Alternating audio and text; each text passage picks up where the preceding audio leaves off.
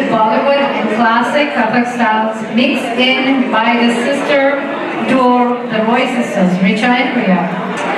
While Ria is a sixth grader, Richa is a college goer.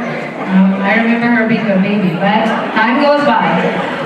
They have been training in classical dance for several years, and they're sure to delight you with their skills and dedication.